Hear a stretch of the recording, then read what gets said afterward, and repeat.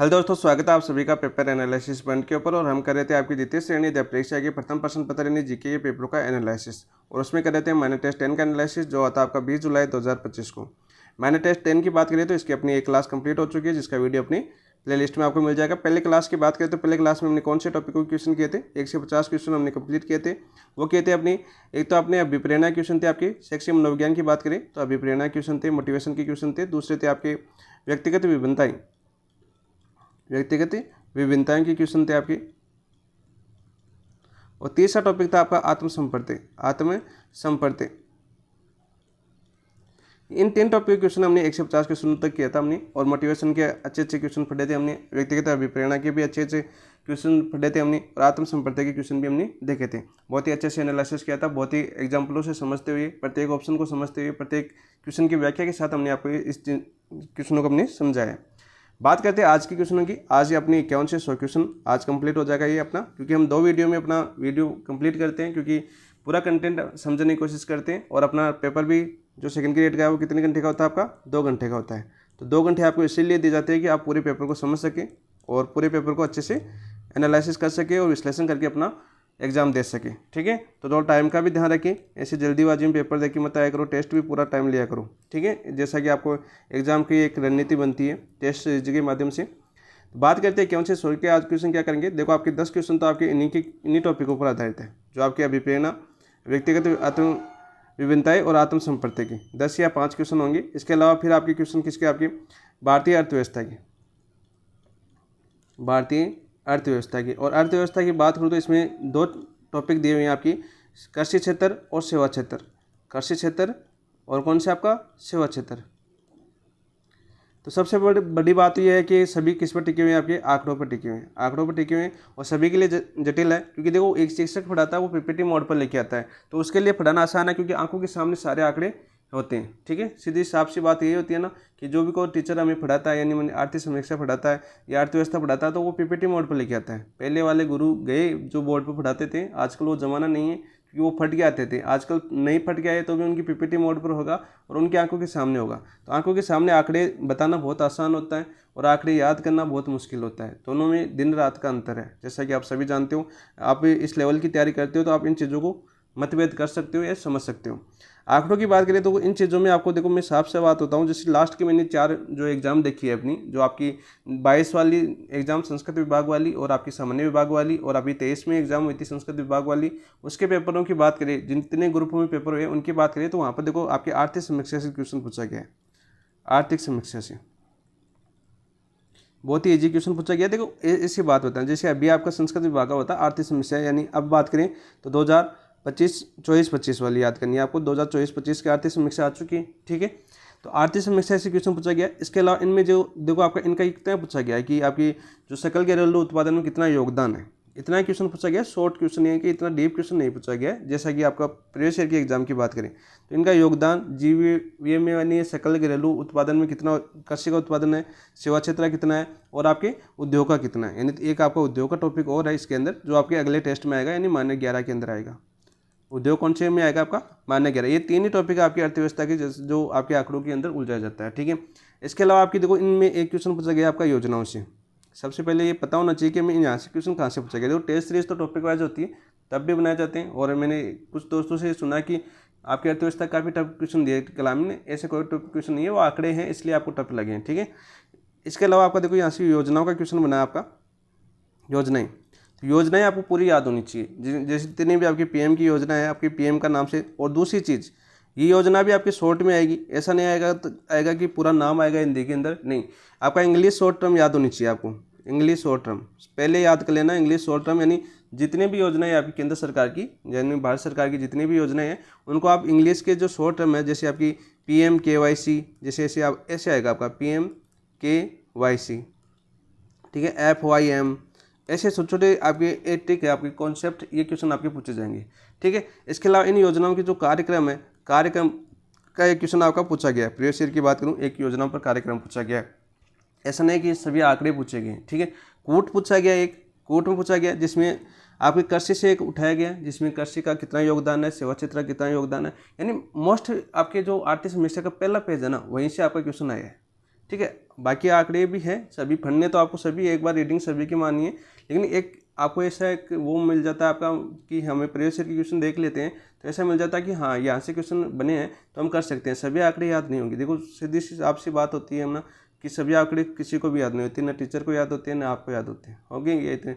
आप कलाम की बुकलेट में 2021 से लेकर 2025 तक के आंकड़े हैं। अभी 2021 से लेकर 2025 तक आंकड़े हैं। योजनाओं की बात करें तो जब तक मान लीजिए कोई योजना 2014 में स्टार्ट हुई है, 2014 के आंकड़े दे रखे हैं, 15 के आंकड़े और 20 के आंकड़े दे रखे हैं, 21 के आंकड़े दे रखे हैं और 25 के आंकड़े दे रखे हैं। इतने आंकड़े याद करोगे क्या? होंगे क्या? नहीं होंगे। देखो नहीं होंगे। देखो मेरे तो नहीं होता, आपके कोई और जितना इंटेलिजेंट बंदा हो उसके और तो पता नहीं मुझे। तो इन चीज़ों को आप प्रीवियस ईयर क्वेश्चन जरूर देखिए। अर्थव्यवस्था के साथ साथ जो आर्थिक समीक्षा है उसको, और इसके अलावा योजनाओं पर ज़्यादा ध्यान दीजिए।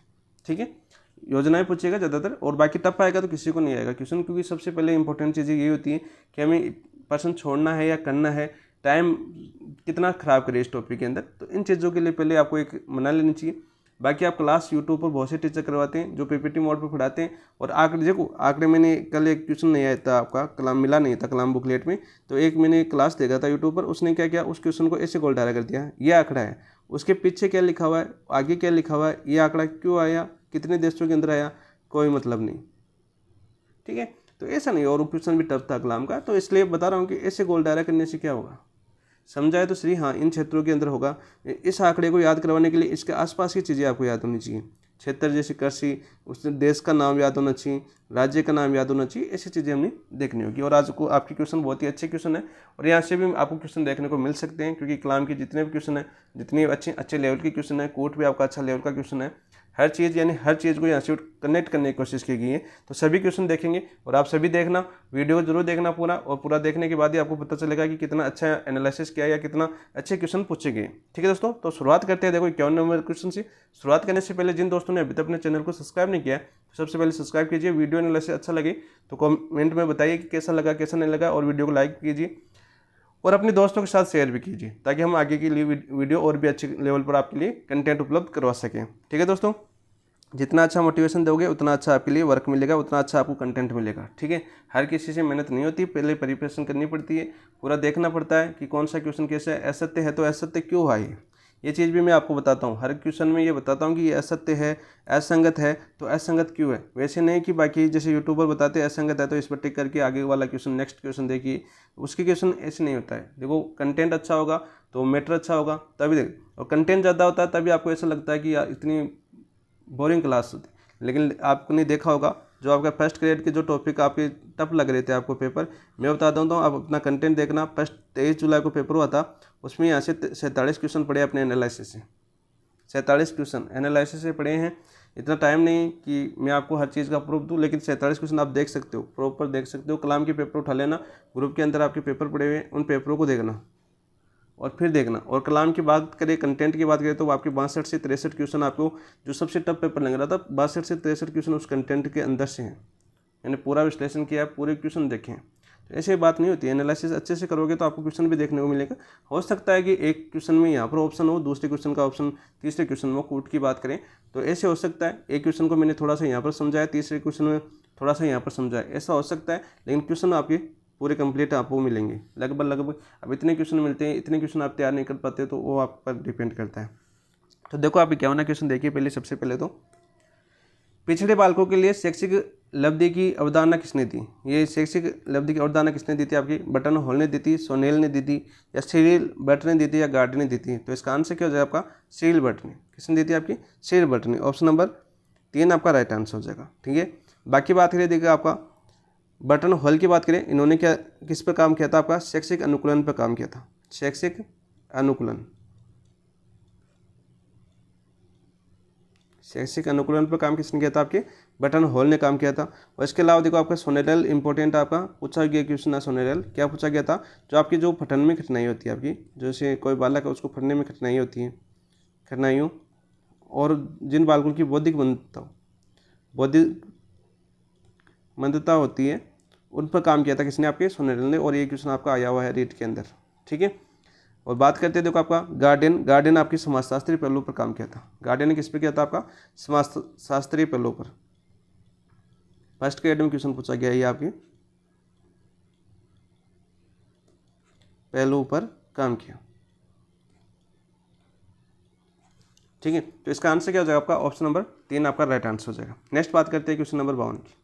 देखिए 52 क्या था आपका, किसी अध्यापक को व्यक्तिगत विभिन्नता का ज्ञान है तो उसे किस प्रकार मदद करता है। यानी कोई अध्यापक है, मान लीजिए आप एक अध्यापक है, उसको व्यक्तिगत विभिन्नता यानी आपको प्रत्येक विद्यार्थी का पता चल रहा है कि इसकी में ये कमी है, इसमें ये कमी है, इसकी रुचि इसमें अधिक लगती है, इस विषय में कमज़ोर है, ये खेलने में अच्छा है। तो व्यक्तिगत विभिन्नता अलग अलग पहलुओं पर टिकी हुई होती है जो उस अध्यापक को पता है, तो उसे किस प्रकार मदद करता है। कक्षा में शांतिप्रिय माहौल बनाए रखने में, नहीं, शिक्षण अधिगम क्रियाओं को योजना बनाने में, विद्यार्थियों के गृह कार्यों के मूल्यांकन में, विद्यालय की व्यवस्थाओं को बनाए रखने में। तो व्यवस्थाओं को देखो, विद्यार्थियों की व्यवस्था से कोई मतलब नहीं है, ठीक है। मूल्यांकन में कोई मतलब नहीं, देखो शिक्षण अधिगम की क्रियाओं की योजना बनाने में, शिक्षण अधिगम की क्रियाओं की योजना बनाने में, किस बनाने में? आपकी योजना बनाने में। बिल्कुल, मैंने जैसे एक एग्जाम्पल बताया आपको, जैसे कोई व्यक्ति है, कोई यानी कोई विद्यार्थी है, उसकी रुचि खेलने में है, तो आप उसके खेलने के अनुसार आपका योजना बनाओगे। कोई विद्यार्थी है जिसको गणित अच्छी लगती है, तो उसमें गणित के हिसाब से आप उसके लिए जो कार्य या प्रोजेक्ट काम करोगे तो उसके हिसाब से काम करोगे। तो अध्यापक उनकी व्यक्तिगत विभिन्नताओं से पता लगा सकता है। कोई बच्चा ऐसे क्रोधित वाला हो तो उस पर ऐसा जो आपका अध्यापक जब आप पढ़ाते हो तो अपना उस पर नज़र होती है कि हाँ वो बदमाश करने वाला है, बदमाशी करने वाला बच्चा है, तो उस पर नज़र पहले रखें, ठीक है।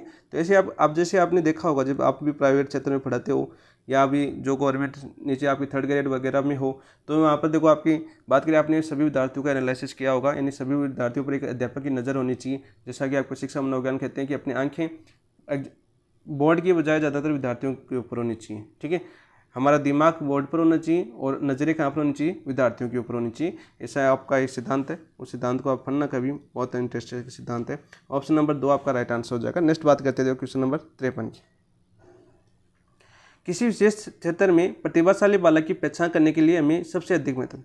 विशेष क्षेत्र की बात करें तो विशेष क्षेत्र जैसे मैंने अभी एग्जाम्पल दिया आपका, विशेष क्षेत्र जैसे आपके कोई संगीत में अच्छा है, संगीत गाने में अच्छा है, यानी कोई, ठीक है, ये एनसीईआरटी के एग्जाम्पल है, ठीक है। संगीत में कोई अच्छा है, कोई गणित में अच्छा हो, ठीक है, कोई विज्ञान, किसी विद्यार्थी को विज्ञान अच्छी लगती हो, किसी विद्यार्थी को कला अच्छी लगती हो, ठीक है, तो उसे सबसे अधिक महत्व किसका होगा यह हमें बताना। तो ये आपकी किस में आपका अभिरुचि परीक्षण देना हो जाएगा। तो इसका मतलब क्या हो गया आपका? इसका मतलब हो गया कि बुद्धि परीक्षण देना चाहिए, नहीं, अभिरुचि परीक्षण देना चाहिए कि अभिरुचि उसकी किस में आपकी अधिक रुचि है आपकी, ठीक है। और यह अभिरुचि कैसी होती है आपकी? जन्मजात नहीं होती। अभिरुचि कैसी की जाता है आपका? अर्जित की जाती है। अभिरुचि कैसी होती है आपकी? अर्जित होती है, ठीक है। जैसा कि कल आपका क्वेश्चन आया था, आपका कल आपने क्वेश्चन देखा होगा, काफ़ी बार ये क्वेश्चन अभिरुचि संबंधित काफ़ी बार आपका ये क्वेश्चन रिपीट हुआ है कि जन्मजात होती है, जन्मजात होती है, और आपकी ये याद कर लेना, रट लेना कि जन्मजात नहीं होती है, ठीक है। तो आंसर क्या हो जाएगा इसका? ऑप्शन नंबर 2 आपका राइट आंसर हो जाएगा। नेक्स्ट बात करते हैं क्वेश्चन नंबर 54 की। प्रतिभाशाली बालकों की निम्न में से विशेषता है। प्रतिभाशाली बालक जो ज़्यादा होशियार होते हैं उनको प्रतिभाशाली बालक बोलते हैं, हर क्षेत्र में विशिष्ट होते हैं, ठीक है। संवर्धन कार्यक्रम की विचारधारा रखते हैं। संवर्धन कार्यक्रम मैंने कल क्या बताया था, उस चीज़ को याद कर लेना क्योंकि काफ़ी बार क्वेश्चन पूछा जा चुका है। संवर्धन कार्यक्रम होता है ये अपने जो पाठ्यक्रम है उससे आगे बढ़कर सोचना। जैसे आपका अभिप्रेरणा, मैंने कल भी एग्जाम्पल बताया था, जैसे अभिप्रेरणा है तो अभिप्रेरणा के आगे की सोचना, जैसे आपके समायोजन में अभिप्रेरणा का योगदान क्या है, व्यक्तिगत विभिन्नताओं में अभिप्रेरणा किस प्रकार योगदान देती है, अधिगम में अभिप्रेरणा किस हिसाब से जुड़ी हुई है, इन चीज़ों को कौन सोच सकता है? एक प्रतिभाशाली बालक सोच सकता है। तो यहाँ पर देखो क्या आ जाएगा इसका आंसर, देखो आपका पहला ऑप्शन दे रखा है वो समायोजित एवं सावेगिक रूप से स्थिर होते हैं। प्रतिभाशाली होते हैं क्या? नेतृत्व का अभाव, देखो नेतृत्व का अभाव, यहाँ पर क्या दे रखा है? अभाव नहीं, नेतृत्व कर सकता है। प्रतिभाशाली बालक नेतृत्व करता है, ऐसे लिख लेते हैं सरल सी भाषा में, नेतृत्व करता है ना प्रतिभाशाली बालक, बिल्कुल करता है। अधिक महत्वाकांक्षी, शारीरिक रचनाएं, देखो शारीरिक रचनाएं ऐसा माने, और अधिक महत्वाकांक्षी तो कौन सा हो जाएगा आपका? 54 में आपका आंसर हो जाएगा। आपका पर विशेषता बताए तो आपका ए है, मैं अधिक महत्वाकांक्षी है, तो 1 और 3 देखो कौन सी में? शारीरिक असामान्य, देखो प्रतिभाशाली, देखो प्रतिभाशाली बालक की बात करें हम, प्रतिभाशाली बालक की बात करें तो देखो ये आपकी किन की क्षमताओं पर होता है आपका? प्रतिभाशाली किन क्षमताओं के आधार पर होता है? उनकी मानसिक और बौद्धिक क्षमता के आधार पर, मानसिक और बौद्धिक क्षमता के आधार पर प्रतिभाशाली बालक का पता लगाया जाता है, न कि उनकी शारीरिक क्षमताओं के बारे में, न कि शारीरिक संरचनाओं से।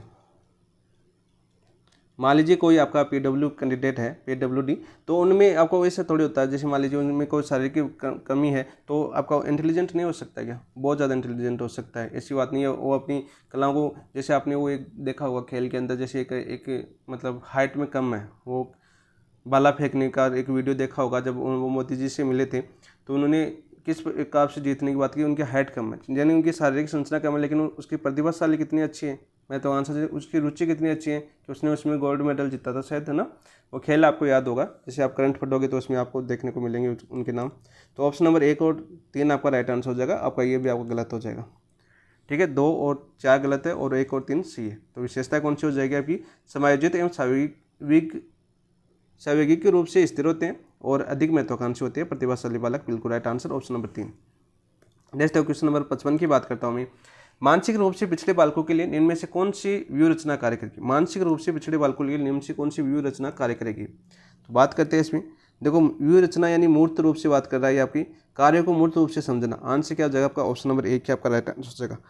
मूर्त रूप का मतलब क्या होता है, कोई एग्जाम्पल दे के समझाता है, ठीक है, चित्रों के माध्यम से समझाता है, ठीक है, मूर्त रूप से समझाना, ठीक है। जैसे कोई सामने हम चित्र लेके आते हैं कार्टून का, जोखर, ताश के पत्तों में जोखर आते हैं, तो उस चित्र को देखकर मूर्त रूप से समझ जाता है बच्चा कि हाँ ये आपका चित्र है। पिछड़े, देखो आपको आगे का ऑप्शन देखते हैं, ऑप्शन को कैसे काटना। देखो, विद्यार्थियों को लक्ष्य निर्धारित करने का प्रोत्साहित करना। एक पिछड़ा बालक है, प्रतिभाशाली बालक नहीं है, कौन सा आपका पिछड़ा, उसको लक्ष्य निर्धारित करने का प्रोत्साहित करना। वो क्या लक्ष्य निर्धारित करेगा, उसको ये नहीं पता कि क्या होगा, ठीक है। पिछड़ा बालक तो समझते हैं ना, पिछड़ा बालक कौन होता है, जिनकी मंद बुद्धि वगैरह होती है। पिछड़े बालक यानी पढ़ाई रुचि अरुचि होती है उनमें, जितने पढ़ाई नहीं कर पाते, ऐसे बालक क्या होते हैं आपके पिछड़े बालक होते हैं। तो लक्ष्य निर्धारित के लिए प्रोत्साहित करना, उनको कहना कि आप उस लक्ष्य को, पर कल मैंने एक एग्जाम्पल बताया था सितारे ज़मीन पर, यदि आमिर खान उनको नहीं सिखाता था कि बॉल बास्केटबॉल में डालनी है, तो वो ऐसे लक्ष्य निर्धारित करने के लिए प्रोत्साहित थोड़ी करेंगे उनको, ठीक है।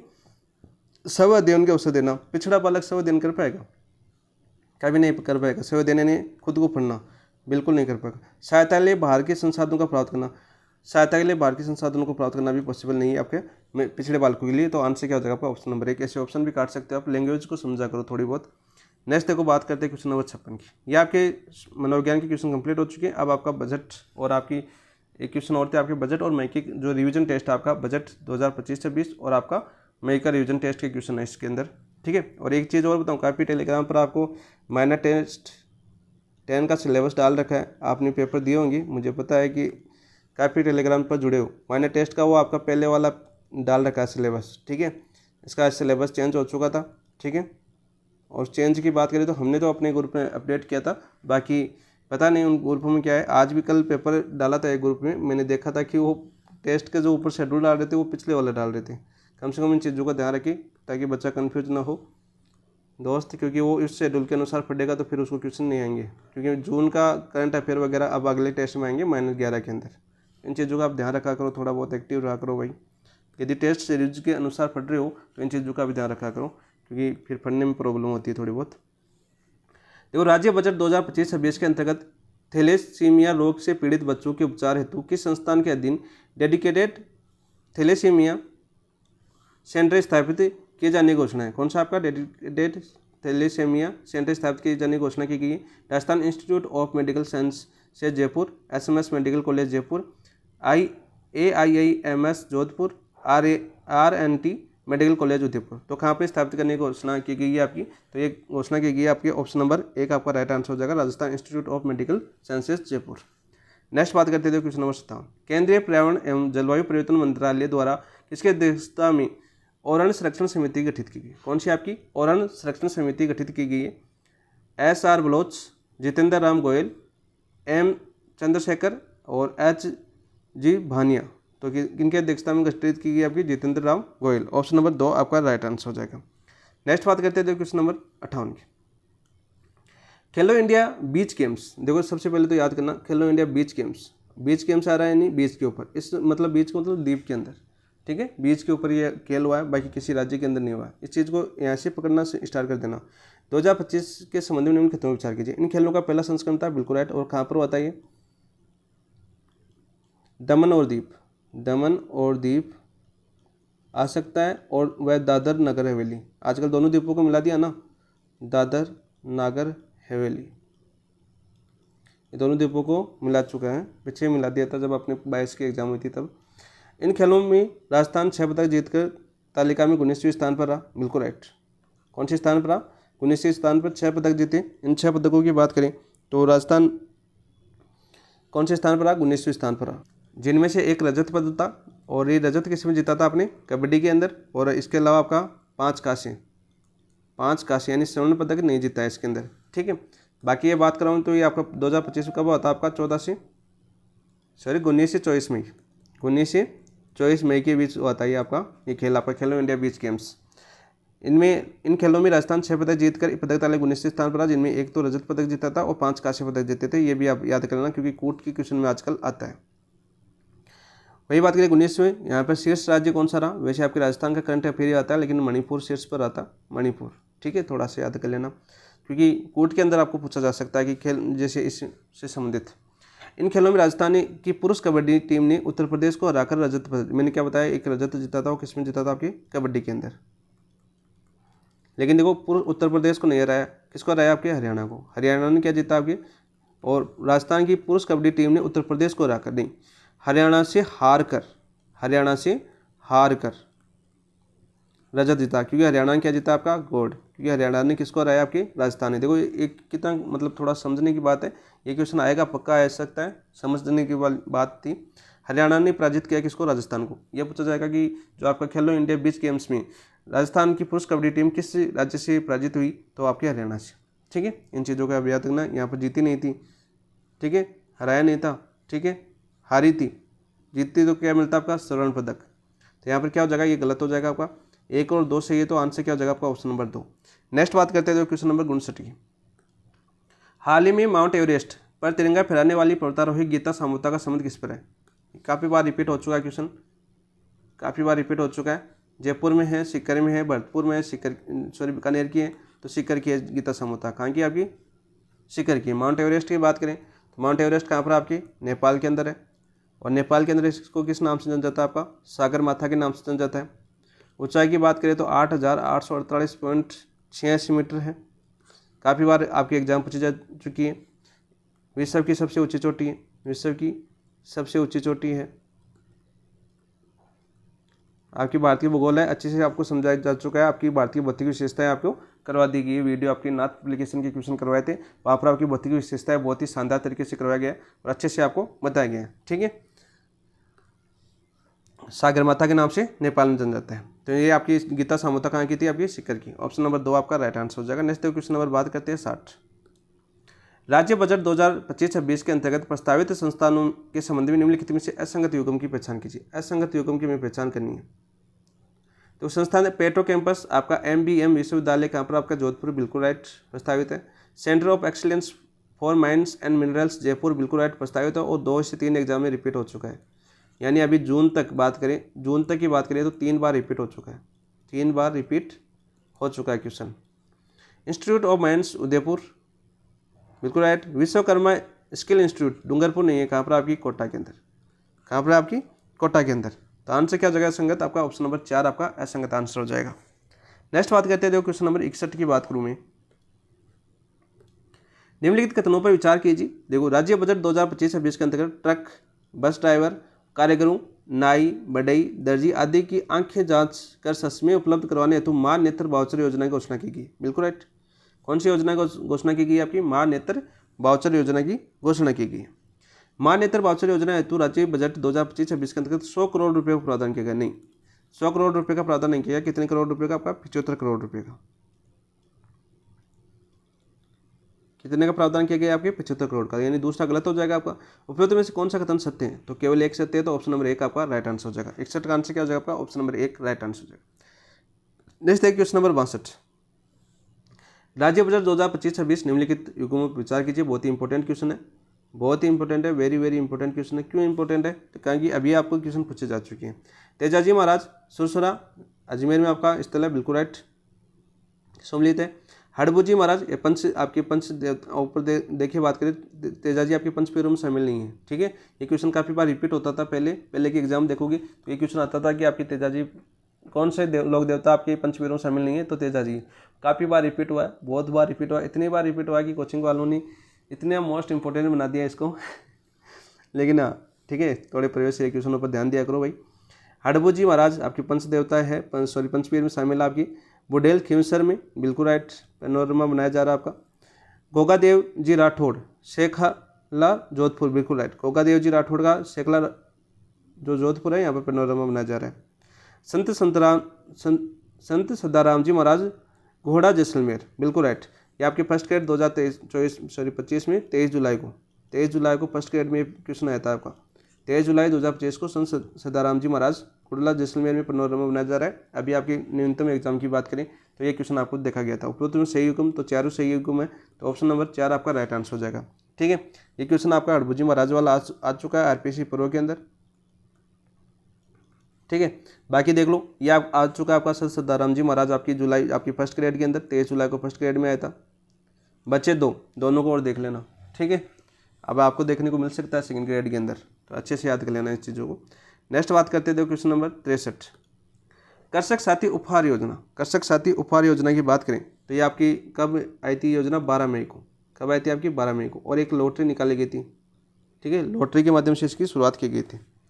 निम्नलिखित कथनों पर विचार कीजिए। चलो विचार करते हैं। इस योजना के अंतर्गत राज्य स्तरीय पुरस्कार वार्षिक रूप से दिए जाते हैं। बिल्कुल राज्य स्तरीय, देखो इसमें इस योजना के अंदर 3 प्रकार से पुरस्कार दिए जाते थे। 3 प्रकार से पुरस्कार, कितने प्रकार से? 3 प्रकार से। पहला पुरस्कार था इनका कौन से स्तर पर? आपका मंडी स्तर पर।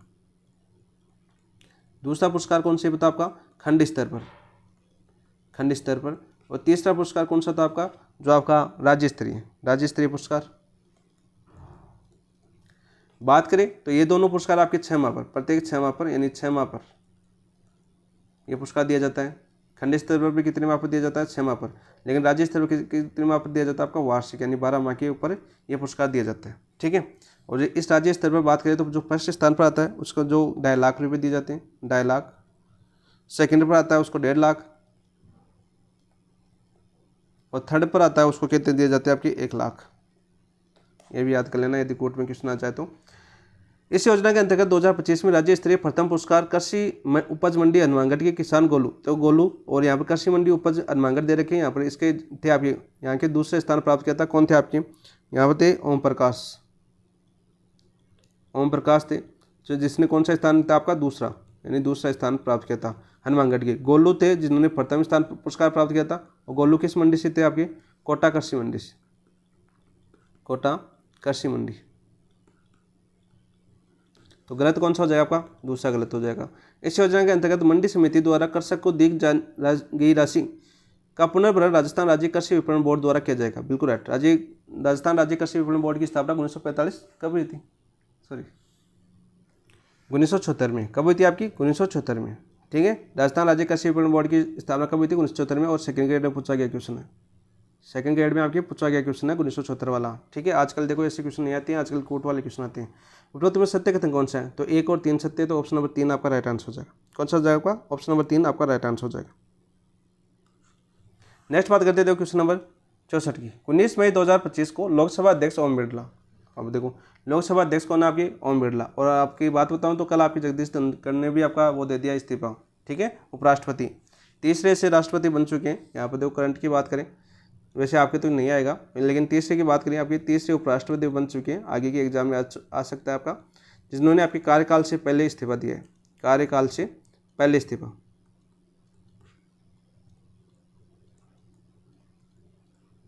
काफ़ी चर्चा में रहते हैं, लेकिन ये इस्तीफा देने से पहले बहुत चर्चा में रहते हैं। ठीक है, ये चीज़ें आप याद कर लेना, थोड़ा सा यहाँ पर याद होना चाहिए। साथ साथ करंट भी जैसे वर्तमान चर्चा के विषय भी आपको। 19 मई 2025 को लोकसभा अध्यक्ष ओम बिरला किस स्थान पर राजस्थान के तीसरे प्रधानमंत्री दिव्यांश केंद्र का उद्घाटन किया?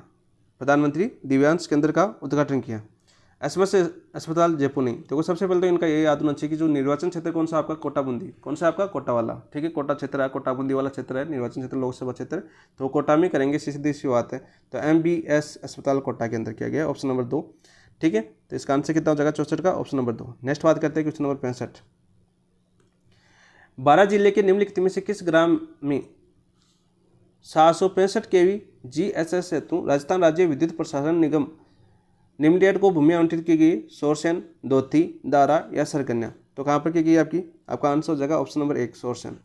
ठीक है, और सोरसेन और भी के लिए प्रसिद्ध आपकी जो आपकी जहाँ पर एकमात्र देवी जिसकी पीठ की पूजा की जाती है, सोरसेन 12 के अंदर है। ठीक है, ये भी याद कर लेना। मैं कला संस्कृति भी बता देता हूँ साथ साथ, यदि को ऑप्शन आ जाता है तो। ऑप्शन नंबर 1 आपका यहाँ पर देखो, सोरसेन किसके लिए? आपकी एकमात्र देवी, राजस्थान की एकमात्र देवी जिसकी पीठ की पूजा की जाती है, पीठ की पूजा की जाती है। क्वेश्चन पूछा होगा सेकंड ग्रेड में, इसलिए बता रहा हूँ मैं, प्रयोग से क्वेश्चन देख रहा था मैं, तब ये क्वेश्चन आपका पूछा गया क्वेश्चन है।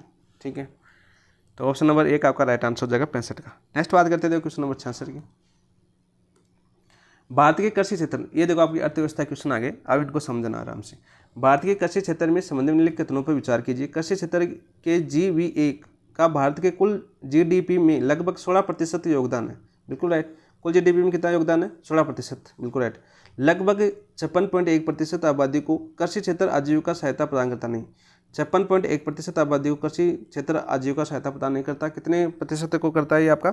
46.1% आबादी को, 46.1% आबादी को। तो सही कोड पूछा था, तो सही कोड कौन सा जगह पर? ऑप्शन नंबर 1 सही है। बात करिए क्वेश्चन, अभी RPSC की जो आपकी एग्रीकल्चर की एग्जाम हुई थी, एग्रीकल्चर, उसमें एक क्वेश्चन आपका पूछा गया है। कृषि विभाग की जो एग्जाम हुई थी उसमें एक क्वेश्चन था आपका, ठीक है, वहाँ से उठा के आपको यहाँ पर दिया गया है, ठीक है, प्रीवियस ईयर क्वेश्चन। तो यहाँ आंसर क्या हो जाएगा इसका? Option number 1। नेक्स्ट बात करते हैं, देखो क्वेश्चन नंबर 67। वित्त वर्ष 2016-17 से 22-23 तक भारत में कृषि क्षेत्र की औसत वार्षिक वृद्धि दर कितनी रही?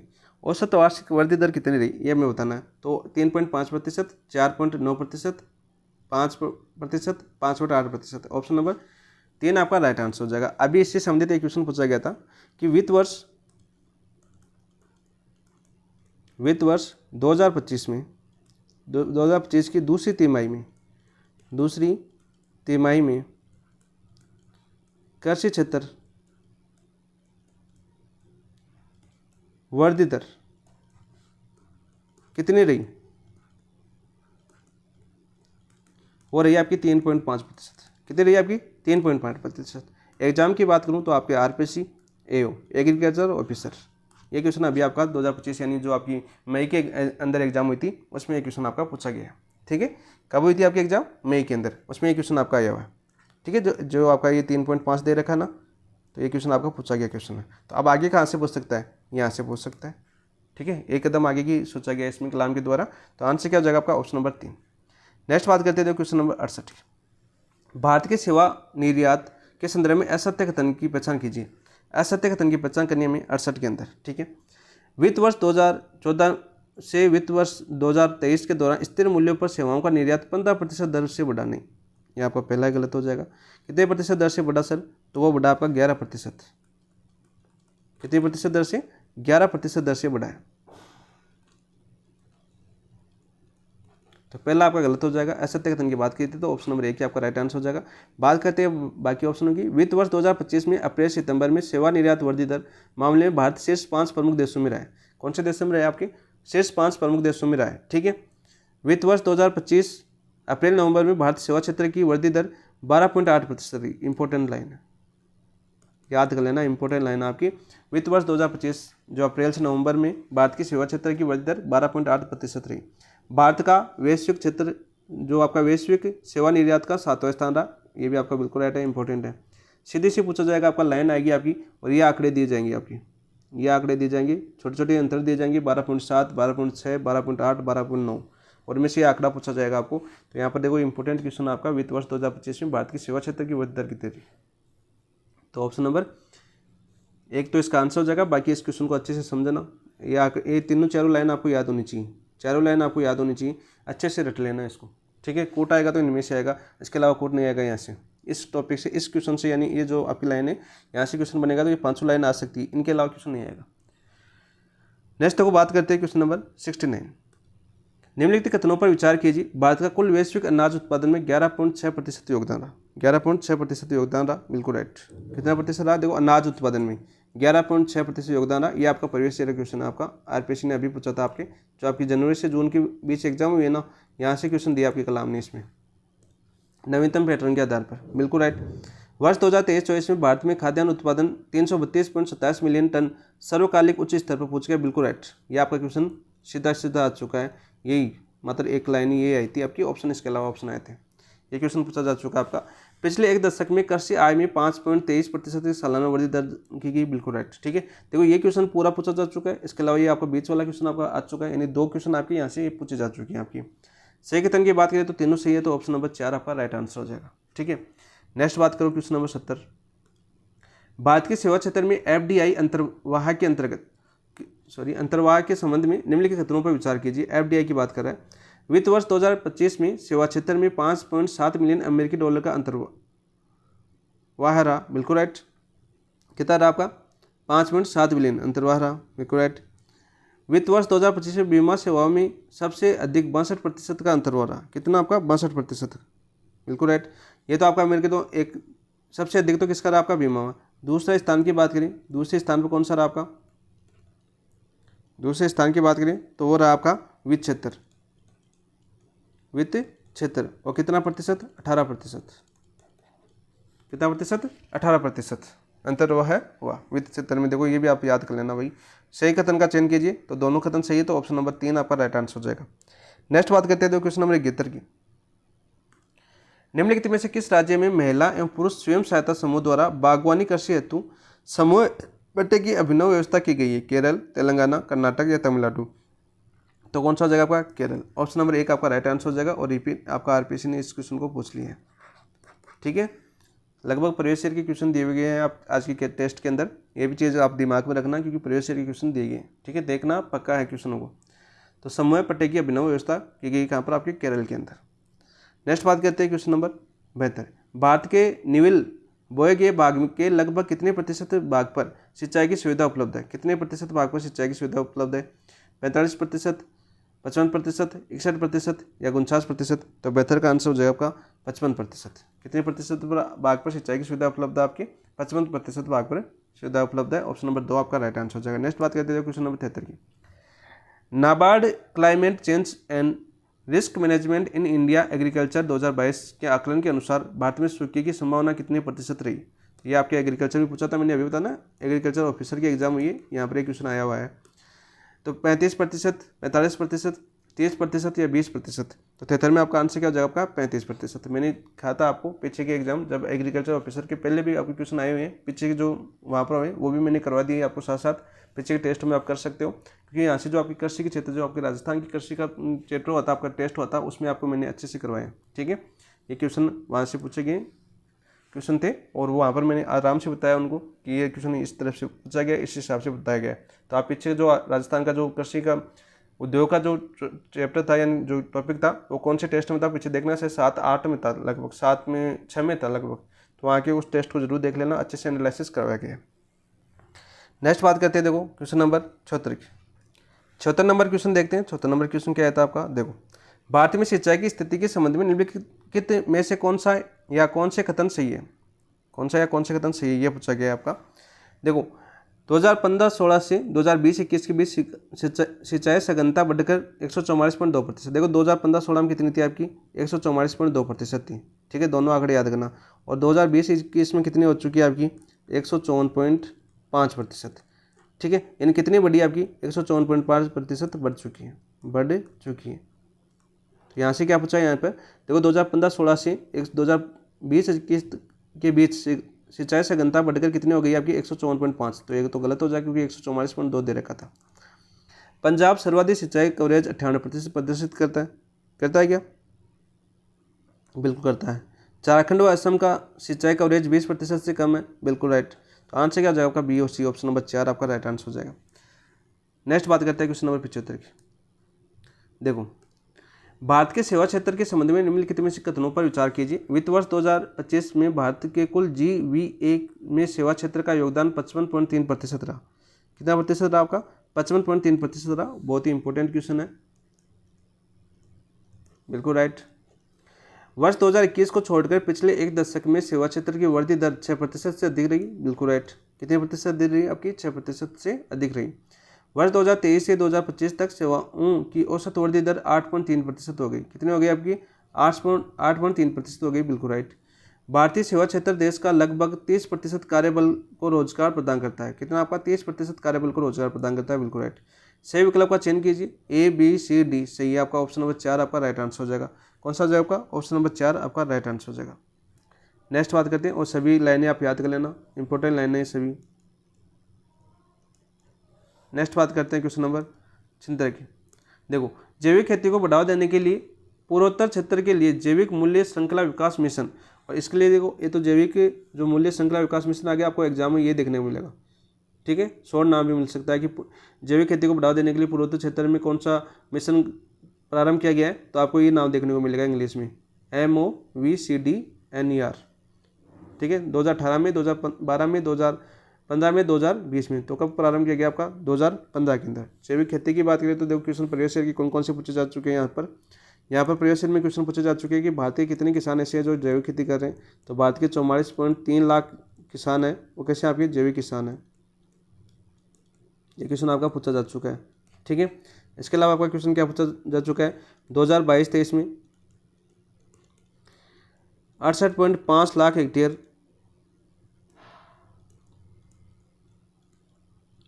क्षेत्र में जैविक खेती की जा रही है। जैविक खेती की गई ये क्वेश्चन आपका आ चुका है। इसके अलावा आपका आ चुका है सिक्किम वाला क्वेश्चन आपका पूछा जा चुका है कि पूर्ण रूप से जैविक खेती करने वाला राज्य, पूर्ण रूप से जैविक खेती करने वाला राज्य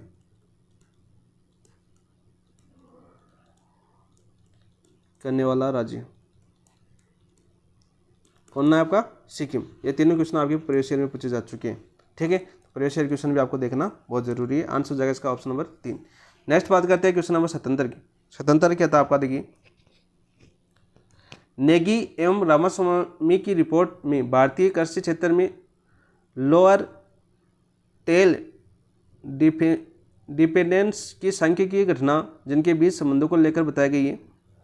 जिनको संबंधों को लेकर बताई गई, मिट्टी की गुणवत्ता एवं उपज की मात्रा, उर्वरकों का उपयोग एवं उपज की मात्रा, पानी की गुणवत्ता एवं उपज की मात्रा, वर्षा की मात्रा एवं उपज की मात्रा। तो 77 में आपका राइट आंसर क्या हो जाएगा? आपका वर्षा की मात्रा और उपज की मात्रा, जो आपका नेगी और रामास्वामी रिपोर्ट है, जो भारतीय कृषि क्षेत्र में ओनर टेल डिपेंडेंस की सांख्यिकीय घटना की जिनके बीच संबंधों को लेकर बताई गई है, वो आपकी वर्षा की मात्रा और उपज की मात्रा। इसको याद कर लेना भाई। ऑप्शन नंबर 4 आपका राइट आंसर हो जाएगा। नेक्स्ट देखो क्वेश्चन नंबर देखते हैं 78। सी डॉट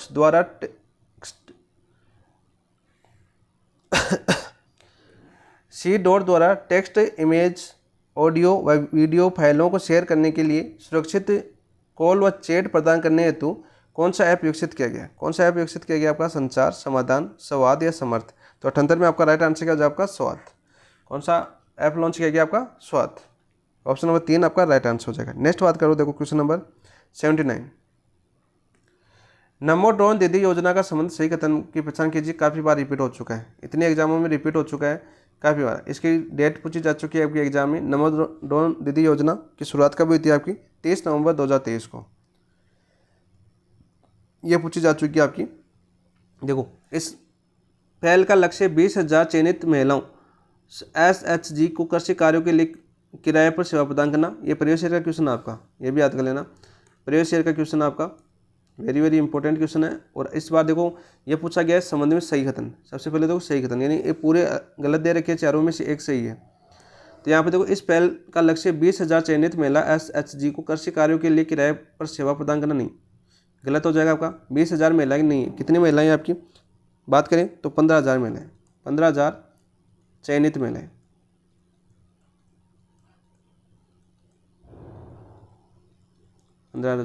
चयनित महिलाएं। दूसरी बात करें, देखो आपका ड्रोन खरीदने के लिए महिला SHG को ड्रोन लागत का 80% या 10 लाख रुपये अधिकतम की सहायता प्रदान की जाएगी। देखो 80% तो सही है, अधिकतम 10 लाख की नहीं दी जाएगी। कितने की दी जाएगी आपकी? 8 लाख रुपये की। 8 लाख रुपये की अधिकतम सहायता दी जाएगी। तो ये भी आपका गलत हो जाएगा। SHG को प्रतिवर्ष कम से कम 1 लाख रुपये की अतिरिक्त आय सृजित करने में सक्षम बनाना, बिल्कुल राइट। यह आंसर आपका बिल्कुल राइट हो जाएगा। ठीक है, इस योजना का उद्देश्य निगरानी व संरक्षण हेतु ड्रोन उपलब्ध कराना नहीं। निगरानी और संरक्षण हेतु ड्रोन उपलब्ध कराना नहीं है। इस योजना का उद्देश्य क्या आपका? जो आपकी कीटनाशक है ना, आपकी कीटनाशक व फर्टिलाइजर्स हेतु ड्रोन उपलब्ध कराना उद्देश्य इसका। कौन सा आपका? कीटनाशक व फर्टिलाइजर्स हेतु ड्रोन उपलब्ध कराना योजना का उद्देश्य। तो यहाँ में सत्य कथन पूछा था, तो ऑप्शन नंबर 3 आपका सत्य कथन हो जाएगा। बाकी आपके अलग गए। बाकी इसका ये आपका एग्जाम में पूछा गया क्वेश्चन है। आरपीसी ने अभी पीछे की जो एग्जाम हुई है आपकी 2025 के अंदर, वहाँ पर ये क्वेश्चन आपका पूछा जा चुका है। नेक्स्ट बात करते हैं तो क्वेश्चन नंबर 80। भारत सरकार ने वर्ष 2047 तक भारतीय जहाज निर्माण व जहाज मरम्मत को वैश्विक स्तर पर शीर्ष डैश में स्थान दिलाने के उद्देश्य से मैरीटाइम अमृतकाल विजन वर्ष 2047 का शुभारंभ किया है। 5, 7, 10, 15। तो इसका आंसर कितना हो जाएगा आपका 80 की बात करें तो ऑप्शन नंबर कौन सा होगा भाई 5 होगा क्या? ऑप्शन नंबर 5 आपका राइट आंसर हो जाएगा। ऑप्शन नंबर 5 एक आपका राइट आंसर हो जाएगा कि शीर्ष 5 में स्थान दिलाने के उद्देश्य से मैरीटाइम अमृतकाल विजन वर्ष 2047 का शुभारंभ किया है। शीर्ष 5 में ऑप्शन नंबर 1 आपका राइट। नेक्स्ट देखिए क्वेश्चन नंबर 81 देखते हैं। 81 क्या आता है आपका?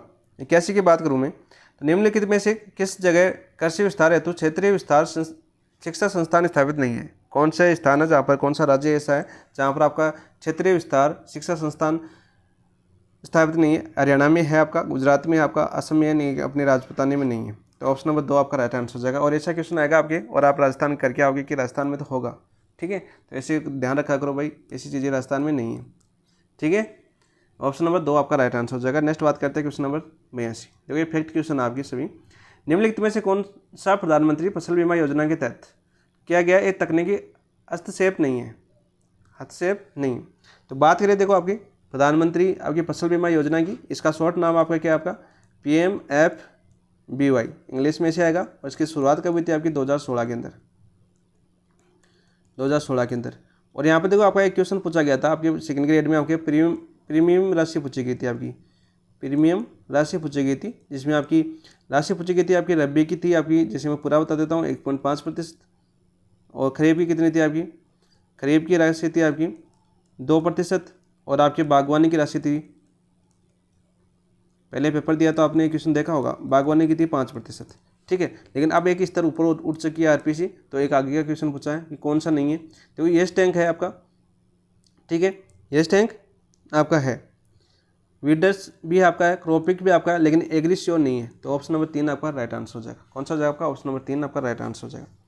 83 की बात करें, क्वेश्चन नंबर 83 क्या आता है देखो आपका, किस बजट घोषणा के तहत भारत में न्यूनतम समर्थन मूल्य, तो भारत में किस बजट घोषणा के तहत भारत में न्यूनतम समर्थन मूल्य MSP को उत्पादन लागत का कम से कम 1.5 गुना दिए जाने की घोषणा की गई थी? 2018-19 का बजट था, 2019-22 का बजट था, 2020-21 का बजट था, 2021-22 का बजट था। प्रवेश शेयर का क्वेश्चन आपका पीछे पूछा हुआ क्वेश्चन है प्रवेश शेयर का। तो यहाँ पर कौन सा बजट था आपका? बात करें तो कौन सा आता भाई आपका 2018-19 का, ठीक है। ऑप्शन नंबर 1 आपका राइट आंसर हो जाएगा।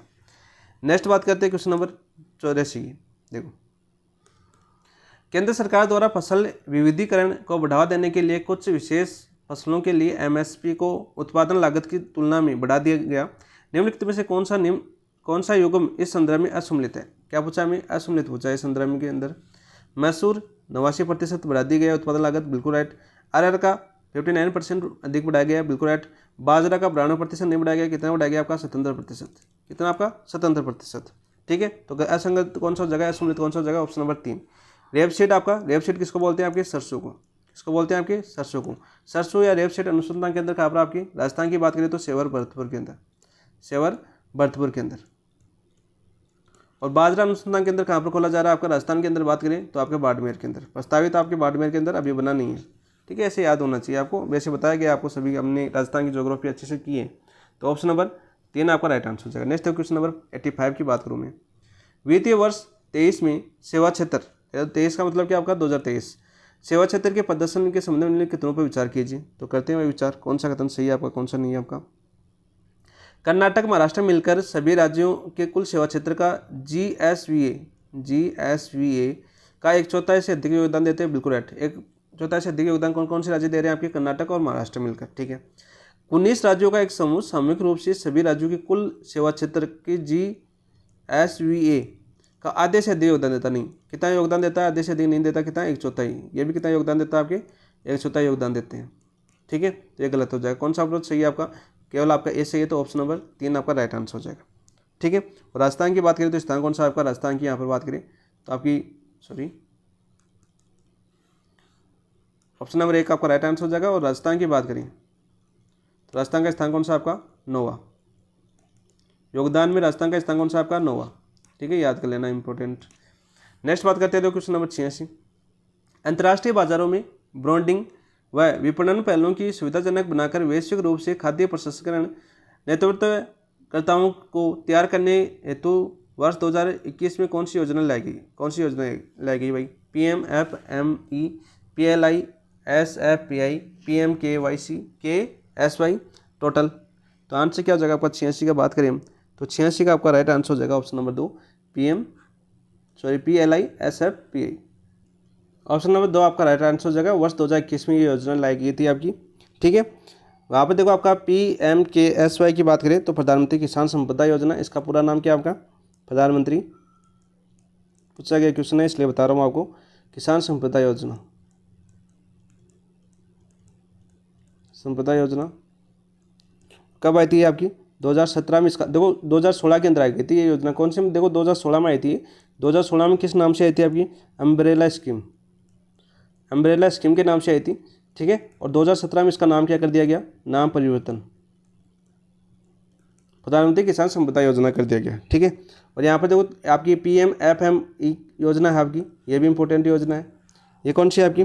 सूक्ष्म खाद्य प्रसंस्करण उद्यमों की जो आपकी औपचारिकरण है, आपके औपचारिकरण है कि जो प्रधानमंत्री योजना है 2020-25 के अंदर आई थी। अभी नवीनतम की 2020 में आई थी और 2025 तक प्रभावी रहेगी।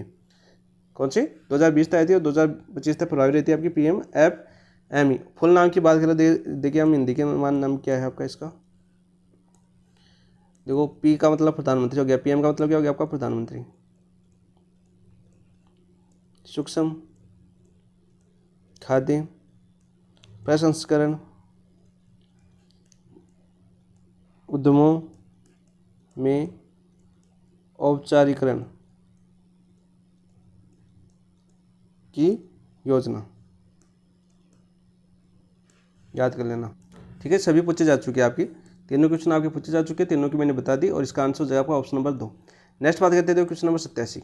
देखिए राष्ट्रीय गोकुल मिशन। देखो राष्ट्रीय गोकुल मिशन की बात करें 2021-22 के तहत किसानों के दरवाजे तक गुणवत्तापूर्ण कृत्रिम गर्भाधान सेवाएं उपलब्ध कराने हेतु स्थापित किया गया है मैत्री। क्या स्थापित किया गया आपका? मैत्री। तो इसके बात करें आंसर हो जाएगा इसका ऑप्शन नंबर 1 मैत्री, ठीक है। राष्ट्रीय गोकुल मिशन 2021-22, इसका कुल बजट की बात करें, कुल बजट कितना है इसका? 2400 करोड़, 2400 करोड़ है कुल बजट है, ठीक है। 2021-22 में रही और प्रभावी कब तक रहेगी योजना? 2025-26 तक। शुरुआत कब हुई आपकी? 2021-22 और प्रभावी कब तक रहेगी आपकी? 2025-26 तक, ठीक है। और यहाँ पर देखो ये आपकी बहुउद्देशीय योजना आपकी मैत्री, इसका फुल नाम याद कर लेना आपका, मैत्री, ठीक है। तो मैं लिख रहा हूँ इसका M का मतलब आपका हो जाएगा आपका मल्टीपर्पज, बहुउद्देशीय। मल्टी, इंग्लिश का ध्यान रखना भाई, मुझे इंग्लिश नहीं आती, मैं पहले बता देता हूँ, गलत हो सकती है स्पेलिंग। मल्टीपर्पज यानी बहुउद्देशीय। एक का मतलब क्या हो जाएगा आपका? आर्टिफिशियल, ठीक है। एक का I का मतलब क्या हो जाएगा आपका? इंसेमिनेशन,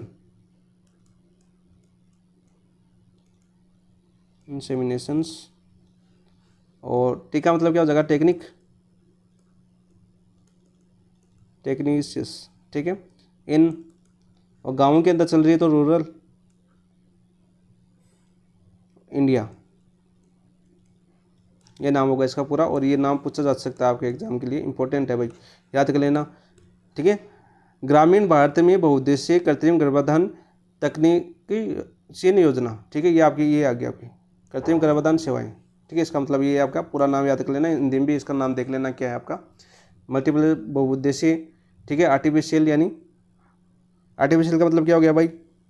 बताओ भाई। कृत्रिम, स्पेलिंग बता देता हूँ और तो क्या है आपका। और इंसेमिनेशन का मतलब होता है आपका गर्भाधान, ठीक है। टेक्निक का मतलब तकनीशियन, रूरल का मतलब ग्रामीण, इंडिया का मतलब भारत, ठीक है। आप इसका हिंदी में ला लेना। ऑप्शन नंबर 1 आपका राइट आंसर हो जाएगा। नेक्स्ट बात करते हैं क्वेश्चन नंबर 88। निम्न में से ई राष्ट्रीय बाजार ई नाम शुरू करने के संदर्भ में कौन सा सही है? ई नाम शुरू करने के संदर्भ में कौन सा सही है? तो ई नाम की बात करें तो इसकी शुरुआत कब हुई थी आपकी? 2016 के अंदर। कब हुई थी? 2016 के अंदर। देखो कितनी पुरानी योजना पूछी गई है। नवाचारित कृषिगत तकनीक को अपनाना, ठीक है, बिल्कुल राइट। कीमत खोज तंत्र को विकसित करना, बिल्कुल राइट। कृषक की आय में सहायता देना, बिल्कुल राइट। सभी आपके सही है, तो ऑप्शन नंबर 2 आपका राइट आंसर हो जाएगा 88 का। नेक्स्ट बात करते हैं क्वेश्चन नंबर 89 की। निम्नलिखित में से कौन सी राष्ट्रीय सतत मिशन NMSA 2015-16 की प्रमुख जलवायु अनुकूलन रणनीतियों का हिस्सा नहीं है? ऐसा नहीं है। तो इस बात करें इसमें कुल कितने उद्देश्य थे आपके, मिशन थे आपके 9 मिशन थे। एक क्वेश्चन आपका पूछा जा चुका है, कुल मिशन कितने थे आपके 9 को ऐसे लिखते हैं। एक वायरल हो रही थी रील, चतुर्थ श्रेणी को मैथ पढ़ा रहे थे, उसमें ऐसे बोल रहे बच्चे, उत्कर्ष का था वो, उसमें बच्चे 6 को ऐसे लिखते हैं, 9 को ऐसे लिखते हैं, 8 को ऐसे लिखते हैं ठीक है। उसने एक बच्चे ने पूछा था क्वेश्चन, उसमें देखते हो आप, देखा होगा आपने, तो उसने पूछा था कि सर ये 7 कैसे आए, तो देखो 7 ऐसे आए अच्छा था वो। जल उपयोग दक्षता को बढ़ाना, मृदा स्वास्थ्य में पोषक तत्वों का प्रबंधन, फसल बीमा प्रदान करना, प्रत्यक्ष लाभ स्थानांतरण द्वारा कृषकों की सीधी आय सहायता। तो इसका आंसर कौन सा नहीं है, ऐसा नहीं, ये पूछा था ना इसमें, तो आपका ऑप्शन नंबर 4 का इसका नहीं है, बाकी आपकी है, ठीक है। और इसी आपकी बात करूँ, आपकी NS एक कार्यक्रम आपका क्वेश्चन पूछा गया आपका, इसका कार्यक्रम चलता है इस योजना का कार्यक्रम, और उसमें जो उस कार्यक्रम का नाम था वो था आपका मृदा स्वास्थ्य प्रबंधन का, जो अपने राजस्थान से शुरुआत हुई थी, मृदा स्वास्थ्य प्रबंधन व मृदा स्वास्थ्य कार्ड। कब हुई थी इसकी शुरुआत आपकी 19 फरवरी 2015 को, 19 फरवरी 2015 को। कहाँ से आपकी, सूरतगढ़, और सूरतगढ़ कहाँ पर आपका, गंगानगर में, श्री गंगानगर। सेकंड ग्रेड में आया हुआ क्वेश्चन है आपका ये, प्रीवियस ईयर क्वेश्चन की बात करें। अब नवीनतम योजनाओं को थोड़ा ज़्यादा ध्यान देना आप, ठीक है। ऐसे क्वेश्चन आ भी सकते हैं, रिपीट भी हो सकते हैं, नहीं भी हो सकते हैं, कोई कन्फर्म नहीं है। नेक्स्ट बात करते हैं क्वेश्चन नंबर 90। वर्ष 2016 में किसानों की आय को दोगुना करने के लिए गठित अंतर मंत्रालयिक समिति द्वारा चिन्हित किए गए 7 स्रोतों में सम्मिलित नहीं है। 7 स्रोत, देखिए स्रोत कितने आपके 7 हैं, उसमें कौन सा सम्मिलित नहीं है, यह पूछा गया इसमें। तो फसल की तीव्रता में वृद्धि लाना, बिल्कुल राइट। पशुपालन को उत्पादन में बढ़ाना, बिल्कुल राइट। उच्च मूल्य वाली कृषि में विविधीकरण करना, बिल्कुल राइट। संविदा खेती को बढ़ावा देना नहीं है। तो ऑप्शन नंबर 4 आपका राइट आंसर हो जाएगा 90 का। नेक्स्ट देखो क्वेश्चन नंबर 91 की बात करूँ मैं। भारत में पुष्प कृषि आपकी बात कर रहा है किसकी, आपकी फ्लोरिकल्चर की। इंग्लिश में नाम आया हुआ आपके सेकंड ग्रेड में, फ्लोरिकल्चर यानी फूलों की खेती को क्या बोलते हैं, क्रांति का नाम आता है आपकी, कृषि क्रांति आपकी टॉपिक है, ठीक है। राजस्थान में कृषि क्रांति आपका टॉपिक है, राजस्थान की ज्योग्राफी के अंदर, उसके अंदर आपका आता है आपका फ्लोरिकल्चर, पुष्प कृषि। निम्नलिखित कथनों पर कौन सा कथन सही नहीं है, कौन सा कथन सही नहीं है, ये एक निर्यात उन्मुखी उद्योग है, बिल्कुल राइट। कैसा आपका निर्यात उन्मुखी उद्योग है, बिल्कुल राइट। ये तो पहला तो सही हो गया सर, बिल्कुल राइट। केरल और तेलंगाना निर्यात उन्मुखी पुष्प कृषि में अग्रणी राज्य नहीं, केरल और तेलंगाना नहीं है। निर्यात अग्रणी राज्य की बात करें तो कौन सी आपकी, तो तमिलनाडु है, तमिलनाडु है, कर्नाटक है, ठीक है, MP है, मध्य प्रदेश, वेस्ट बंगाल, ठीक है, UP और महाराष्ट्र। ये चीज़ें याद रखना, 2 राज्य तो आपको याद होनी चाहिए, तमिलनाडु कर्नाटक, बाकी MP वेस्ट बंगाल, पश्चिम बंगाल, UP उत्तर प्रदेश, MH महाराष्ट्र। तो ये आपका गलत हो जाएगा, हमें तो असंगत पूछा तो एक तो B हो गया। तो देखो ऑप्शन काटो, ये कट गया, ये कट गया, वैसे एक से या तो ऐसे काट सकते हो ऑप्शन भी, ठीक है। B तो है आपका, D देखो अब पहले तो ये देखो C, इसके निर्यात में प्रमुख देशों में चीन और रूस, वियतनाम शामिल है। देखो निर्यात के प्रमुख देशों में चीन, रूस और वियतनाम शामिल नहीं है। निर्यात के प्रमुख देशों में बात करें कौन कौन से देश शामिल है आपकी बात करूँ, ये तो USA यानी उत्तरी आपका अमेरिका है, नीदरलैंड है, संयुक्त अरब अमीरात है, UAE, ठीक है, UK यानी यूनाइटेड किंगडम, इंग्लैंड है, कनाडा है और मलेशिया है, मलेशिया। तो यहाँ पर ये गलत हो जाएगा। यह सीमांत कृषकों के लिए आशाजनक उद्यम है, बिल्कुल राइट। तो ये पर गलत पूछा था हमें कौन सा, तो B और C नहीं, तो ऑप्शन नंबर 2 आपका राइट आंसर हो जाएगा। नेक्स्ट बात करते हैं क्वेश्चन नंबर 92। नीति आयोग का संभावित सेवा उपक्षेत्रों की पहचान, GVA निर्यात तथा रोजगार डेटा से अंतर्दृष्टि विषय पर जारी वर्किंग पेपर में परिवर्तन श्रेणी के लिए क्या नीतिगत सुझाव दिए थे, क्या नीतिगत सुझाव दिए थे भाई। वैश्विक क्षेत्रीय स्थिति को बनाए रखना, बाजार को विकास को बढ़ावा देना, नहीं। वैश्विक विकास की गति देने के लिए क्षेत्रों में प्रोत्साहित करना, नहीं। उत्पादकता, नवाचार और वैश्विक पहल को बढ़ाना, ऑप्शन नंबर 3 आपका राइट आंसर हो जाएगा। ये सुझाव दिए गए थे आपके नीति आयोग द्वारा, उत्पादकता, नवाचार और वैश्विक पहल को बढ़ावा देना, ऑप्शन नंबर 3 आपका राइट आंसर हो जाएगा। नेक्स्ट देखो बात करते हैं क्वेश्चन नंबर 93। ट्रक चालकों के स्वास्थ्य का ध्यान रखने तथा चालकों के नेत्र परीक्षण व स्वास्थ्य जांच प्रदान करने के लिए शुरू किया गया प्रोजेक्ट कौन सा आपका, प्रोजेक्ट सक्षम, प्रोजेक्ट समर्थ या प्रोजेक्ट अभय, प्रोजेक्ट अभय, ऑप्शन नंबर 3 आपका राइट आंसर हो जाएगा 93 का। नेक्स्ट बात करते हैं क्वेश्चन नंबर 94 की। SMAE का एक प्रमुख घटक जो उत्पादन बढ़ाने के लिए नवीन कृषि तकनीकों को साझा करने का केंद्रित है। ए का मतलब क्या हो गया आपका, कृषि विस्तार पर सबमिशन, कृषि विस्तार पर सबमिशन। और इसका प्रमुख घटक कौन सा आपका, आत्मा, कौन सा आपका, आत्मा। आत्मा मतलब क्या आपका, कृषि प्रौद्योगिकी प्रबंधन एजेंसी। तो क्या आंसर हो जाए आपका, ऑप्शन नंबर 1 आपका राइट आंसर हो जाए। नेक्स्ट बात करते हैं तो क्वेश्चन नंबर 95 की। निम्नलिखित कथनों पर विचार कीजिए। भारत वैश्विक स्तर पर सबसे तेजी से बढ़ने वाला विमानन बाजार है। बिल्कुल राइट। कौन सा बाजार आपका, विमानन बाजार है, बिल्कुल राइट। भारतीय एयरलाइंस ने वैश्विक स्तर पर विमानों के सबसे बड़े ऑर्डर। दूसरा ऑप्शन देखिए, भारतीय एयरलाइंस ने वैश्विक स्तर पर विमानों के लिए सबसे बड़े ऑर्डर दिए, बिल्कुल राइट। तो आंसर क्या हो जाएगा आपका, सही विकल्प ए और बी दोनों सही है, तो ऑप्शन नंबर 3 आपका राइट आंसर हो जाएगा। नेक्स्ट बात करते हैं क्वेश्चन नंबर 96 की। तो यहाँ पर देखिए, निम्नलिखित में से असत्य कथन की पहचान कीजिए। असत्य कथन कौन सा है। वित्त वर्ष 2023 में जीडीपी में पर्यटन क्षेत्र का योगदान 7% नहीं, कितना प्रतिशत आपका, 5%।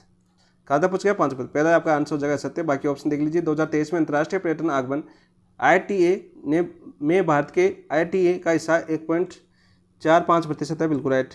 भारत को विश्व पर्यटन प्राप्तियों का 1.8% प्राप्त हुआ, बिल्कुल राइट। भारत विश्व पर्यटन प्राप्तियों में विश्व में 14वें स्थान पर पहुंच गया। कौन से स्थान पर, आपके 14वें स्थान पर पहुंच चुका है आपका भारत। तो ये भी आपका बिल्कुल राइट है, तो ऑप्शन नंबर 1 आपका गलत हो जाएगा। Next question number 97। वर्ष 2024 के वैश्विक रियल स्टेट पारदर्शिता सूचकांक में भारत का स्थान रहा है। रियल जो आपका स्टेट पारदर्शिता सूचकांक में भारत का स्थान कौन सा रहा आपका, 25वां, 28वां, 30वां या 31वां। तो 31वां। कितने देशों में से रहा आपका, 89 देशों में से। 89 देशों में से भारत कौन से स्थान है आपके, 31वें स्थान पर है। तो आंसर क्या हो जाएगा आपका, option number 4। Next question number 98 की बात करता हूँ मैं। प्रति व्यक्ति औद्योगिक GSVA व प्रति व्यक्ति सेवा GSVA में प्रदर्शन के आधार पर राज्यों में की बांटी गई 4 श्रेणियां संबंध में कौन सा कथन सही नहीं है। कौन सा कथन सही नहीं है, यह मैं पूछा गया। तो गुजरात, उत्तराखंड व हिमाचल प्रति व्यक्ति उच्च औद्योगिक GSVA वाले राज्य हैं, बिल्कुल राइट। कर्नाटक, केरल और वह तेलंगाना सेवा क्षेत्र में मजबूत प्रदर्शन करने वाले राज्य हैं, बिल्कुल राइट। महाराष्ट्र, तमिलनाडु व मध्य प्रदेश दोहरी ताकतें उद्योग व सेवा क्षेत्र वाले राज्य। देखो इसमें दोहरी ताकतें वाले सिर्फ 2 ही राज्य हैं, महाराष्ट्र और तमिलनाडु। मध्य प्रदेश नहीं है, मध्य प्रदेश नहीं है। कितने राज्य हैं, केवल 2 ही राज्य, महाराष्ट्र और तमिलनाडु। तो ऑप्शन नंबर 3 ऐसे हो जाएगा, क्योंकि मध्य प्रदेश दिया हुआ है। राजस्थान सुधार की संभावना वाला राज्य है। राजस्थान क्या है अपना, सुधार की संभावना वाला राज्य है, तो ये भी याद कर लेना साथ साथ। ऑप्शन नंबर 3 आपका राइट आंसर हो जाएगा। नेक्स्ट बात करते हैं क्वेश्चन नंबर 99। वर्ष 2023-24 में छोटे व सीमांत कृषकों की ऋणों में हिस्सेदारी कितने प्रतिशत रही। 57%, 41%, 52% या 49%। आंसर हो जाए आपका 57%, ऑप्शन नंबर 1। नेक्स्ट बात करते हैं क्वेश्चन नंबर 100। अंतिम क्वेश्चन है आपका। वर्ष 2020 में प्रारंभ की गई खाद्य प्रसंस्करण से संबंधित PMFME योजना का उद्देश्य क्या है। इस योजना का नाम याद होना चाहिए आपका। कब ये स्टार्ट हुई थी आपकी, 2020 तक। फरवरी कब तक थी आपकी, फरवरी थी आपकी 2025 तक। ठीक है, आगे भी बढ़ सकती है। इसका बजट कितना था, बजट था आपका 10,000 करोड़, 10,000 करोड़। तो देखिए बाकी उद्देश्य देखते हैं इसके। उद्देश्य क्या दे रखे, देखो संगठित खाद्य प्रसंस्करण क्षेत्र में उन्नयन, नहीं असंगठित, क्या आएगा आपका, संगठित नहीं आएगा, क्या आएगा आपका, असंगठित खाद्य प्रसंस्करण क्षेत्र में उन्नयन, असंगठित। तो पहला तो गलत हो गया। सूक्ष्म खाद्य प्रसंस्करण का उन्नयन करना, बिल्कुल राइट। वोकल फॉर लोकल को प्रोत्साहित करना, बिल्कुल राइट। सही कोट आपका बी और सी, ऑप्शन नंबर 2 आपका राइट आंसर हो जाएगा। एक योजना और याद करना इसकी, एक और उद्देश्य है, कौन सा आपका, ODOP। मतलब क्या है इसका, एक जिला एक उत्पाद। इसके तर्ज पर आपके राजस्थान में भी चलाई गई थी आपकी एक जिला एक उत्पाद। ठीक है, ये भी आप याद करना, ऑप्शन नंबर 2 आपका राइट आंसर हो जाएगा। ये थे आपके मैंने टेस्ट 10 के पेपर के क्वेश्चंस, और काफ़ी अच्छे लेवल के क्वेश्चन थे और अच्छे क्वेश्चन भी थे। आपके प्रीवियस ईयर के क्वेश्चन भी साथ साथ दिए गए हैं, ताकि आपके प्रीवियस ईयर के क्वेश्चन किस टाइप के आ रहे हैं वो भी आपको पता चले, इसलिए आपको प्रीवियस ईयर के क्वेश्चन भी इसमें देखने को मिले। ठीक है, जैसे आपके कृषि और उद्योग और सेवा क्षेत्र यानी अर्थव्यवस्था के जो क्वेश्चन है, जो फैक्ट क्वेश्चन है, वर्तमान में जो RPC के क्वेश्चन पूछे जा रहे हैं, वो क्वेश्चन आपको यहाँ पर देखने को मिले हैं कि इस टाइप के क्वेश्चन आपको आ सकता है, और यहाँ पर आ चुका है या नहीं पीछे पूछा जा चुका है। एग्रीकल्चर ऑफिसर की बात करें तो एग्रीकल्चर ऑफिसर के लिए थोड़ा टफ आता होता है पेपर। क्यों होता है, क्योंकि उनके वो टॉपिक स्पेशली होता है। आपके कृषि का जो टॉपिक है वो आपका स्पेशली टॉपिक होता है, उनकी बहुत डीप पढ़ना पड़ता है, उनका सब्जेक्ट होता है एग्रीकल्चर। तो वहाँ पर थोड़ा लेवल का क्वेश्चन पूछा गया था, वो क्वेश्चन आपको यहाँ पर दिया गया है, क्योंकि इस टाइप का क्वेश्चन अपने यहाँ पर जुड़ा हुआ है कृषि क्षेत्र, तो आपका पूछा जा सकता है। ऐसी बात नहीं कि पूछा नहीं जा सकता, पूछा जा सकता है, क्योंकि आरपीसी ने दिखाया, पूछ के दिखा दिया कि हाँ मैं ऐसा क्वेश्चन पूछ सकती हूँ। अब आप नहीं बता सकते कि कौन सा इंपॉर्टेंट है, कौन सा इंपॉर्टेंट नहीं है। ये काम हमारा है कि हम बताएंगे कौन सा इंपॉर्टेंट है, इंपॉर्टेंट नहीं है। आपको सिर्फ पढ़ना है, आपको ये नहीं छाड़ना कि ये इसको छोड़ना है, आपको किसी को नहीं छोड़ना, आपको सिर्फ सभी को पढ़ना है। हम बता देंगे कि कौन से क्वेश्चन कहाँ से पूछेंगे, वो हमारी जिम्मेदारी है, ठीक है। ये आरपीसी का वर्तमान का सिद्धांत है, तो उसी सिद्धांत पर काम कीजिए, उसी हिसाब से टॉपिक को पढ़िए। ज्योग्राफी में सेकंड ग्रेड वाले थोड़ा ज़्यादा ध्यान दीजिए, क्योंकि इस बार ज्योग्राफी से क्वेश्चन अच्छे बनेंगे। पॉलिटिकल साइंस के आपके 7 या 8 क्वेश्चन आते हैं। पॉलिटिकल साइंस के क्वेश्चन में भी थोड़ा लेवल का आ सकता है क्वेश्चन, जैसा कि पीछे के पेपरों की बात करें तो पॉलिटिकल्स पीछे कुछ 3-4 साल से, यानी 3 साल तो मिनिमम मानो, वहाँ से पॉलिटिकल साइंस के क्वेश्चन आपके अच्छे लेवल के पूछे जा रहे हैं, ठीक है। वो क्वेश्चन गए कि प्रधानमंत्री कौन था, कौन सा नहीं था, ठीक है। अब ऐसे पूछ ले कोई विदेश में कौन सा प्रधानमंत्री बना, वो तो एक फैक्ट क्वेश्चन हो गया। बाकी थोड़ा लेवल चेंज हो चुका है, जैसा कि आप सभी प्रीवियस ईयर क्वेश्चन हल किया करो भाई। प्रीवियस ईयर क्वेश्चन से ही आप आगे की रणनीति बना सकते हो, चाहे अभी पेपर हुआ हो, पेपर चाहे पीछे का जो आपका 2023 में हुआ हो, चाहे 2025 में हुआ हो। अभी जैसे आप, ऐसा नहीं कि आप सेकंड ग्रेड की तैयारी कर रहे हो तो मैं फर्स्ट ग्रेड के पेपर क्यों देखूँ, एग्रीकल्चर ऑफिसर के पेपर क्यों देखूँ। आरपीसी के जितने भी एग्जाम होते हैं, जो आपके सिलेबस में चाहे जीके का पार्ट देखो, जीके का पार्ट सभी में कॉमन होता है। जो टॉपिक आपके हैं वो टॉपिक के क्वेश्चन देखना आपका जिम्मेदारी बनती है, देखना भी चाहिए। टेलीग्राम पर हमेशा पेपर आता है, कोई सी भी एग्जाम हो, ठीक है। तो वो पेपर के क्वेश्चन हमेशा देखा करो, क्योंकि क्वेश्चन इस टाइप के बन सकते हैं और आपको मिल भी सकते हैं, आपके एग्जाम में भी देखने को मिल सकते हैं। पर बता देता हूँ 90% लोग नहीं देखते, उनके पीछे रहने का कारण यही है। थ्योरी पढ़ते रहते हैं, एमसीक्यू प्रैक्टिस नहीं करते हैं, फिर एमसीक्यू आते हैं तो वहाँ पर कन्फ्यूज़ हो जाते हैं, ठीक है। होता है कन्फ्यूज, सभी को मैटर याद नहीं होता है। जितने ज़्यादा एमसीक्यू निकालोगे उतना अच्छा मैटर तैयार होगा, जितना अच्छे एमसीक्यू निकालोगे उतना अच्छा मैटर आपका तैयार होगा। ये बिल्कुल फैक्ट बात है और बिल्कुल सही बात है, ठीक है। एमसीक्यू आपको निकालने पड़ेंगे, तभी आपका टॉपिक अच्छे से क्लियर होगा। वैसे आप चाहे पढ़ लो, चाहे भारत की स्थिति विस्तार पढ़ लिया, मान लिया हमने 22 जिले जो देश है 5 वो पढ़ लिया हमने, सबसे लंबी सीमा बांग्लादेश बनाती है ये पढ़ लिया हमने, सबसे छोटी आपका अफगानिस्तान बनाता है। माने तो हम पीओके अपना दिखा रहे तो आपका अफगानिस्तान सबसे छोटी सीमा बनाता है। ऐसे आपके भारत में पढ़ी जाती है। जैसे यही क्वेश्चन आपका 2 बार कन्फ्यूज, आपके भारत की विशेषताओं की बात करें तो ये क्वेश्चन आपको पूछा गया कि भारत की सबसे ऊंची चोटी कौन सी है, तो आप सभी ने करके आए आपके माउंट केटू, लेकिन भारत में उसमें यह था कि भारत में हिमालय क्षेत्र की सबसे ऊंची चोटी कौन सी है, तो वो थी आपकी कंचनजंगा, सिक्किम वाली, ठीक है। दोनों में, और वैसे पीओके जो आपकी केटू है वो कहाँ पर आपकी पीओके के अंदर है, पाक अधिकृत कश्मीर के अंदर। तो ऐसी लैंग्वेज भी आपको समझनी होगी, हर चीज़ को आपको समझना होगा, तब जाके आप अच्छे से कर पाओगे, ठीक है।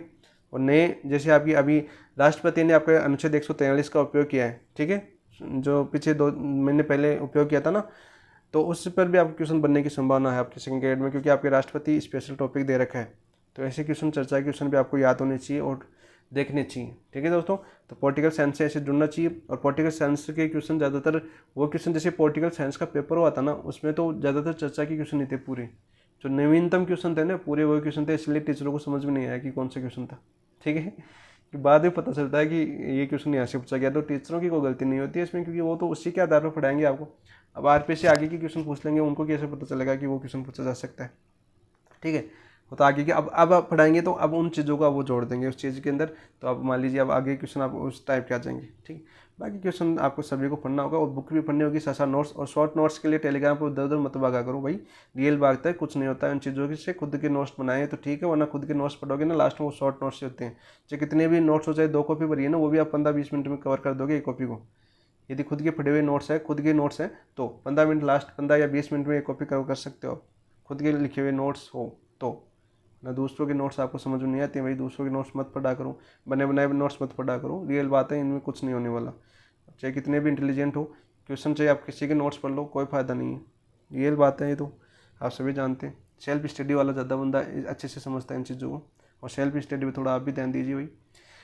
तो वीडियो का एनालिसिस अच्छा लगा तो वीडियो को शेयर भी कीजिए, ठीक है, अपने दोस्तों के साथ, और वीडियो को लाइक भी कीजिए, चैनल को सब्सक्राइब भी कीजिए, और कमेंट में बताएं ताकि हमें भी मोटिवेशन मिले कि अपना एनालिसिस कैसा लग रहा है। संसाधनों की कमी है, देखो सीधी सी बात है, संसाधन अच्छे होंगे तो आपको क्वालिटी भी अच्छी मिलेगी, हर चीज़ अच्छी मिलेगी, लेकिन उसमें आपका सहयोग बहुत ज़रूरी होता है, ठीक है। कंटेंट तो आपको अच्छा चाहिए, लेकिन आप सहयोग करना नहीं जानते, तो सहयोग भी कीजिए और वीडियो वगैरह को शेयर भी किया कीजिए, ताकि आपको भी अच्छे से अच्छा कंटेंट मिले। अभी हम टीचिंग एग्जाम पर ही फोकस कर रखे हैं, तो ये समझ सकते हो आप टीचिंग एग्जाम के लिए कितना कुछ करने वाले हैं। बहुत कुछ करने वाला हूँ अभी, धीरे धीरे देखते हैं, मेहनत करते हैं, मेहनत का कितना असर, आप कितना योगदान देते हो वो आप पर डिपेंड है, ठीक है दोस्तों। इसी के साथ स्वागत करते हैं इस क्लास को। थैंक यू, धन्यवाद।